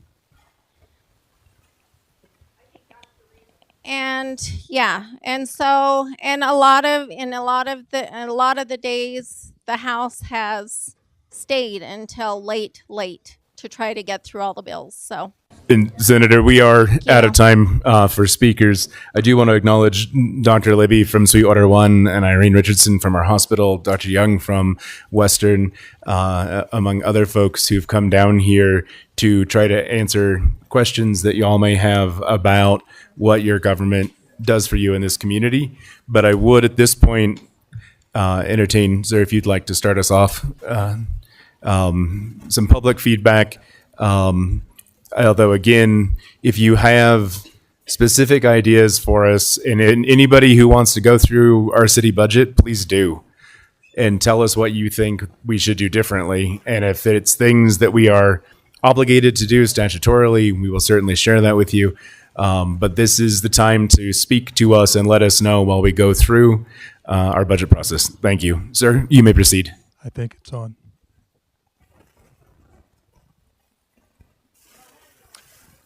If you'd want to grab a pencil or pen and paper, this is just going to be mostly information that you may not know.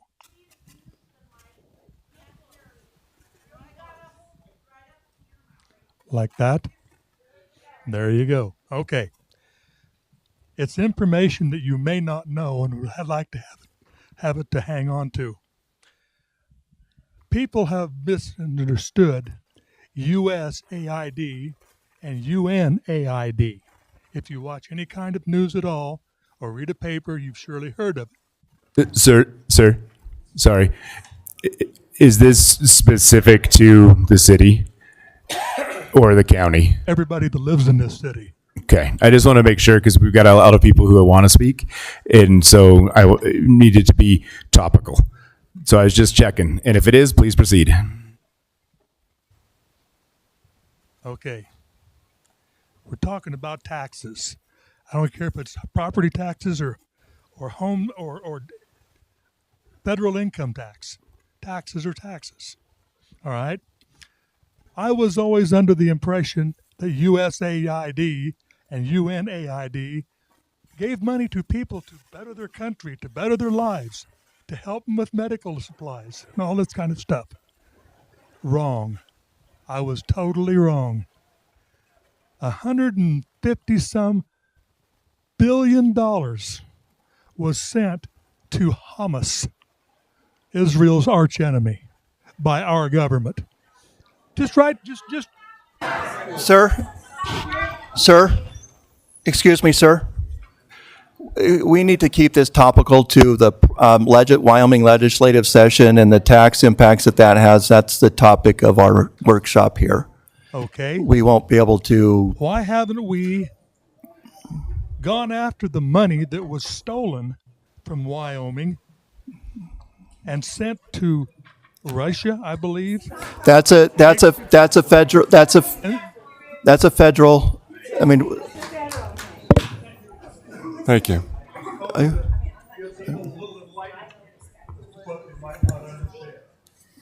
We understand.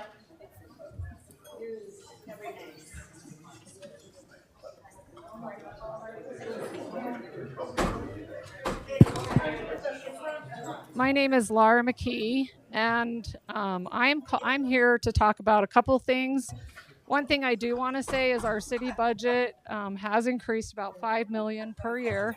It was $38 million in 2022.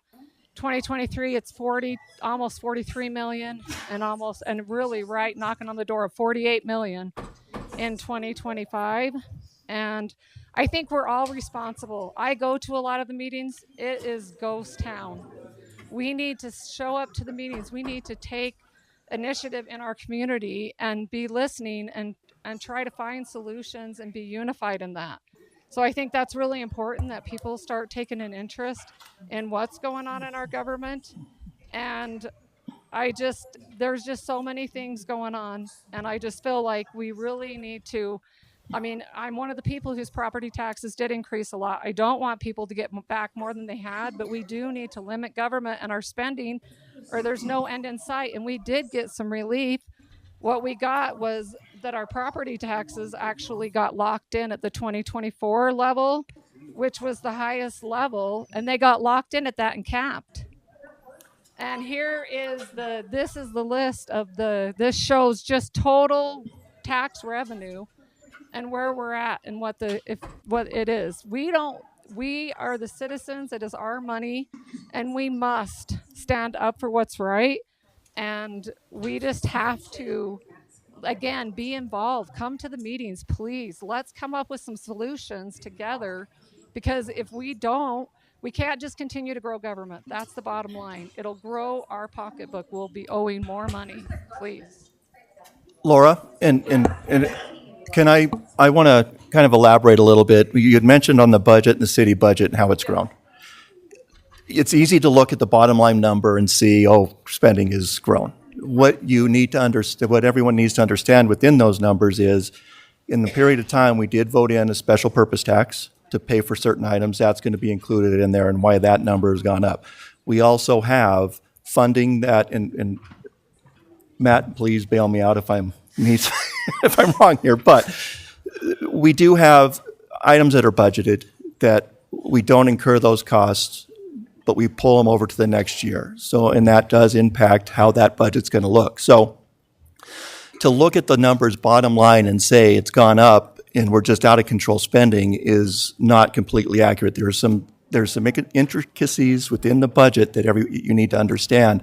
Throwing that out there like that can cause a lot of issues and public discontent when it's not actually the case. So we need to know. What I'm asking is for all the citizens to become involved. Yes. When we pass a budget, be here. Oh, yeah, absolutely. To find out, I mean, administrations went up 1.6 million in the city. So we all need to be accountable. We all need to look at the numbers. I have spent this whole last week going through county and city budgets. Not how I want to spend my time, but I'm concerned and I care about people and I want to help people. That's why I'm here. And that's I've said at the beginning of this that we don't have that input, but we need, if you have questions, please ask. Don't just assume. I get a lot of comment of, I bet if you looked at the budget, or I wish someone would look at the budget, or I assume that there's places to cut. No, look at it and find what concerns you. Don't go off what someone else is saying, or just imagine and think there are places to cut. That doesn't get us anywhere. So I just want people to show up when we do the budget, and I want them to look line by line, and I want them to ask questions. I want them to do it together as a community, because it is all of our money. And that's what we're held accountable to do. We can't complain if our property taxes go up if we're not showing up to the meetings. And I can tell you, I come to meetings, there might be 5 or 6 people here. This is tremendous, you guys. This is tremendous. This is what we need in our community. It takes a community to make it work. Please show up, have input. Let's ask questions. Let's all help, and even help the city. So, thank you. Thank you, Laura. Yes, sir. So my wife lived here since she was little, right? You talking about the civic center. If you're going to demolish that civic center. Microphone. Yeah, he's actually. It won't get picked up on the broadcast, though. So if you demolish the civic center, what is your plan to handle the overflow? In the last 2 years, I've been at the rec center consistently. It's becoming unusable because there are so many people there. How are you going to handle the overflow from that if you demolish it? Are you going to add on? Or are you going to make it bigger? Are you going to make a new one? So we are talking to some architects to go through and look at how that building can be more effectively configured. The Civic Center or the No, Rec Center? the Rec Center, because there are tens of thousands of dead square feet space in that building. Now, we've got about 68 people who are consistent users of the Civic Center. So I'm fairly certain that the 140,000 square feet at the Rec Center can accommodate that. The bigger issue in terms of if we close the Civic Center is modifying the entrances to the Rec Center so that it is more accessible, because the people who primarily use the Civic are elderly and have mobility limitations. And so that would be, but this is really, and again, folks, we don't have to downsize, right? But we also don't have enough revenue from those facilities for them to come close to paying for themselves. So if you've got ideas for how to bring in more revenue so that we aren't having to spend $1.1 million to float the Civic Center, and what is it, like 2.4 for the Rec Center and 2 for the golf course? Well, I'm you talk about super kicking the open to can. it. Demolishing the Civic Center will only kick the can down the road for the Rec Center, right? No, because then we can take funds to fix the sewer lines at the Rec Center, to replace its roof, to update the locker rooms, to fix the failing pool pumps. And the overflow. Well, in the hope, The overflow of people. the hope would be as well, and my hope would be to expand hours of operation, which would help alleviate some of that. Because right now, that's been an issue, is the hours of operation have been cut over the years because it's hard to maintain those facilities with staff. You're talking about the hours of operation for the Rec Center? For both. For the Rec Center, if one were to disappear, we would hopefully be able to use some of those funds to expand the hours of operation of the other. Well, that's still just a hope. That's still kicking the can, right? I don't know. I don't see. No. Back to property taxes. I pay my taxes. I would love to have 2 chickens. I mean, that's although passive aggressive. But you want to know what people want, right? I knew. I want 2 chickens. I knew chickens would come up. Yeah. It would, huh? No. Okay. Is there anybody else? We are almost out of time. Yes, ma'am, Maria, you come tell us about the URA. And then, sorry. I will be super fast. And then.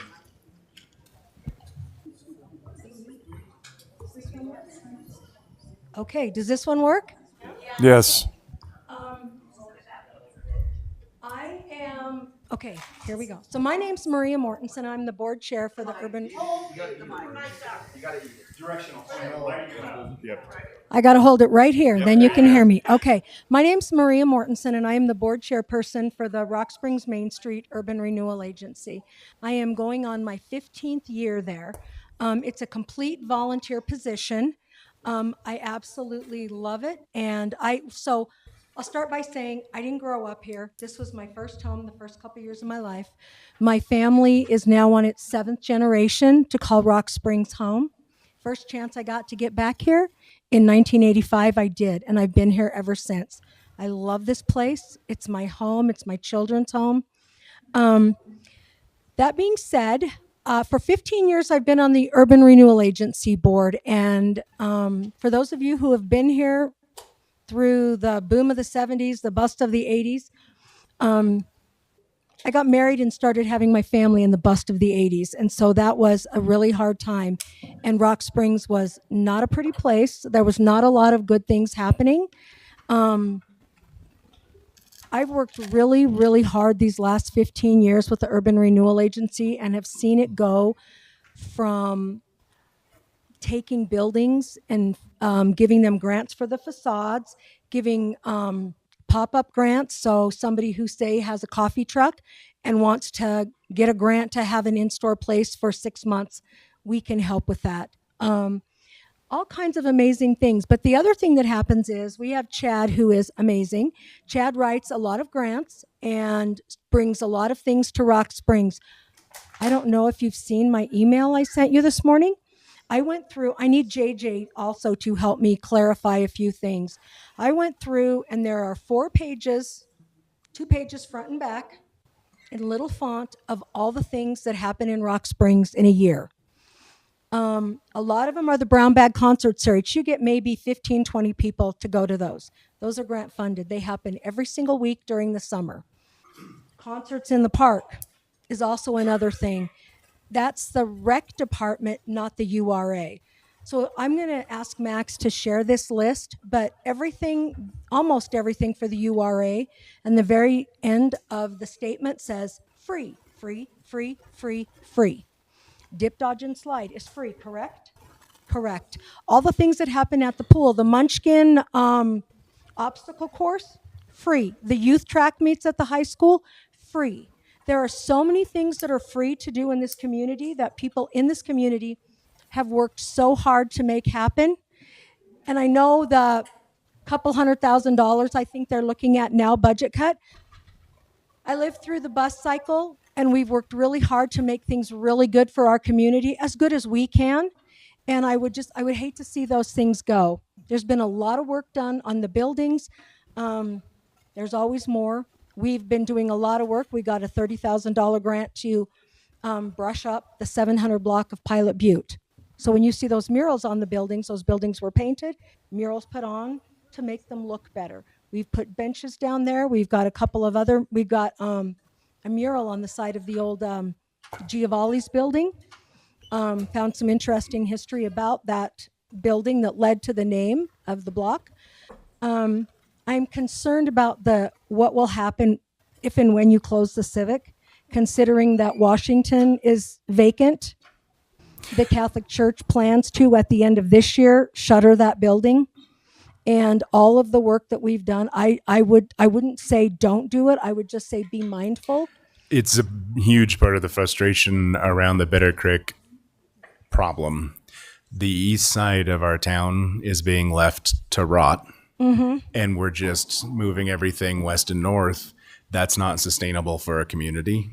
No. And so we have to figure out how to make that land developable. Yes. Which is getting the floodplain addressed. But we've got one more person. Yep. Okay. Anyway, I just want to say thank you all, and I just don't want to see us do like a self-imposed bust on our town. So. Thank you.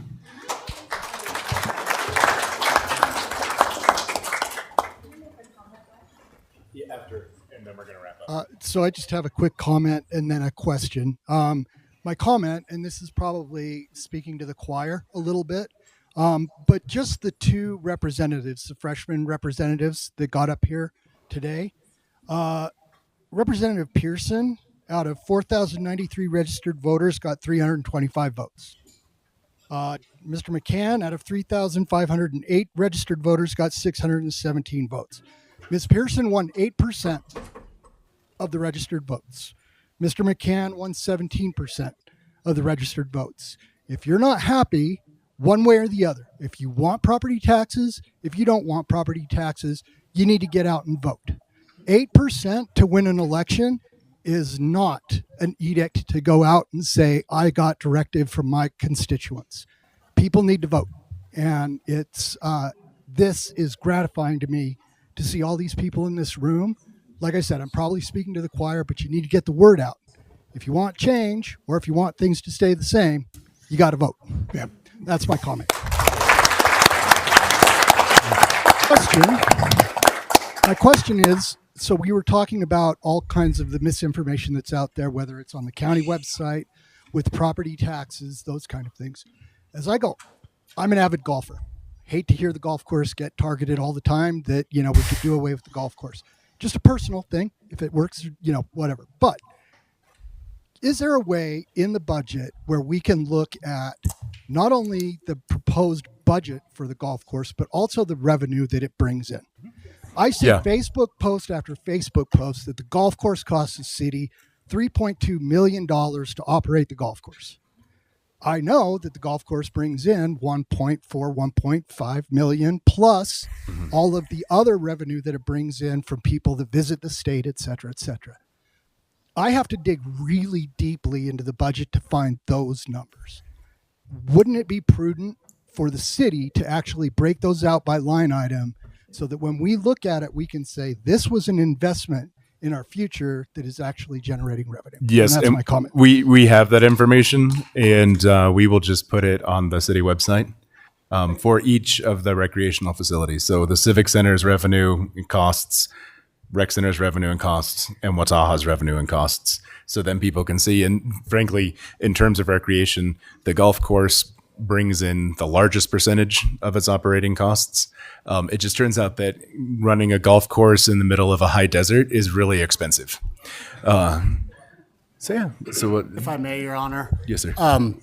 In the next month, the 2024 annual report will drop. This information will be in that report and will be available online.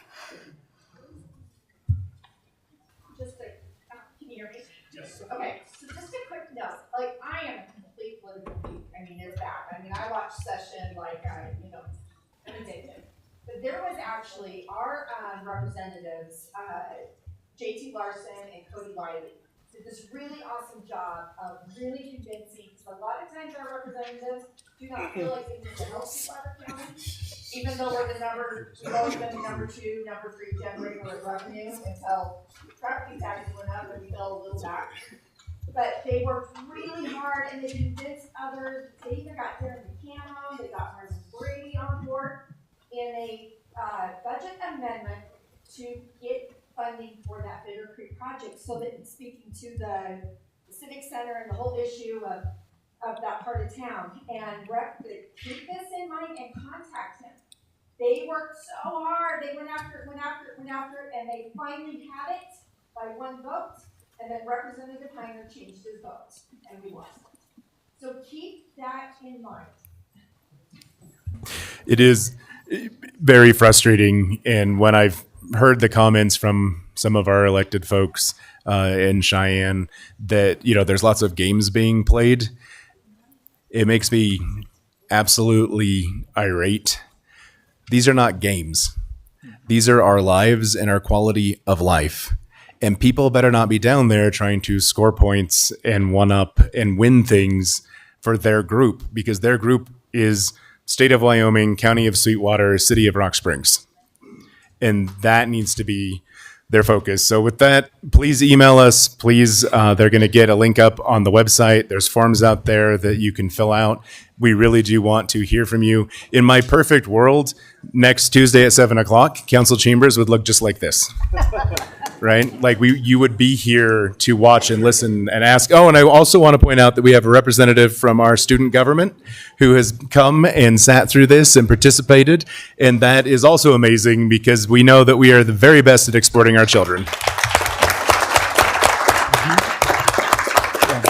So thank you for giving up your Saturday morning to be here, and thank all of you very much, and I hope you stay warm.